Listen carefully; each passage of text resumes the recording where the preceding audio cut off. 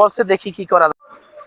আসসালামু আলাইকুম গাইস, আমি আছি গালুয়া হাই স্কুল মাঠে, যেটা আমাদের স্বনামধন্য স্কুল,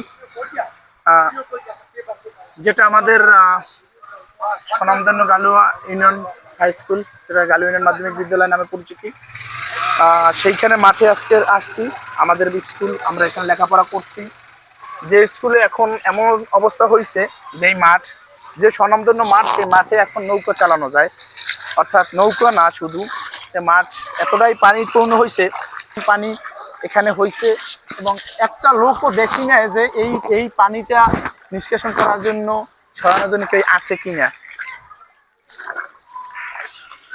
সেই মাঠের পরিস্থিতি আজকের কার কাছে বিচার দেবো বা কার কাছে বলবো জানি না। ভিডিওটা করলাম মাঠের এই পরিস্থিতি দেখা, যে কিভাবে একটা ইউনিয়ন ব্যাপী এত বড় হাই স্কুলের সামনে মাঠটা এরকমের হয়, সেটার জন্য ভিডিওটা করা, সবাইকে দেখার অবশ্য সুযোগ করে দিলাম। তোমার কিসের জন্য? মাঠে পানি হচ্ছে তাই।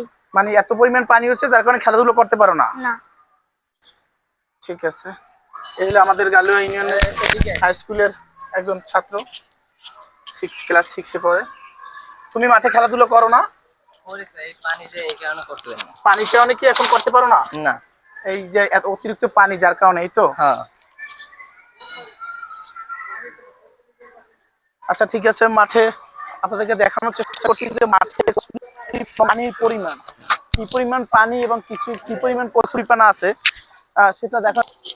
পানির কি পরিমাণ পানি, আমার সাথে অর্থাৎ মাঠে একজন আছে, আমার খুব কাছের ছোট ভাই। ভাই, এইখানে মাঠের কি পরিস্থিতি, এখন কোন অবস্থাতে আছে এটা? সামগ্রিকভাবে মানে হয়তো আপনারা ক্যামেরা ইতিমধ্যেই দেখতে পাচ্ছেন, বাট ক্যামেরায় যেটা দেখা যায় তার চেয়েও সার্বিক পরিস্থিতি খুবই খারাপ।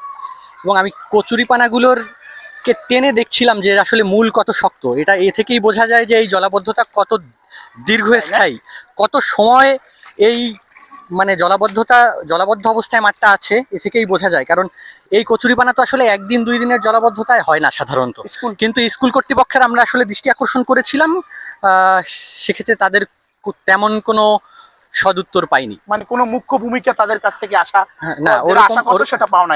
হ্যাঁ, সুনির্দিষ্ট কোনো নাই।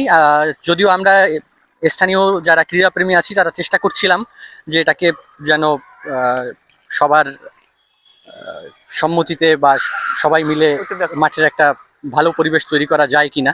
অর্থাৎ তোমাদের সেই কার্যক্রম চলমান আছে। আমরা স্কুল কর্তৃপক্ষ যদি আসলে সেরকম মানে সুনির্দিষ্ট কোনো ব্যবস্থা না নেয়, সেক্ষেত্রে হয়তো আমরা এলাকাবাসী বা ক্রীড়াপ্রেমীরা মিলে আমরা সকালবেলা অবশ্যই আজকে স্কুলে হাই স্কুলের স্যারদের সাথে কথা বলছি, স্যার এই ব্যাপারে দেখি স্যাররা কি ভূমিকা নেয় এবং তারা কি করে। এত বড় ইউনিয়ন ব্যাপী একটা মাঠ, একটা গালু ইউনিয়ন মাধ্যমিক বিদ্যালয়, একটা প্রাইমারি স্কুল, এত বড় জায়গাটা, সেই জায়গাটা, এই মাঠটা এই অবস্থায় পড়ে রয়েছে, এটা আসলে একটা দুঃখজনক এবং লজ্জাজনক।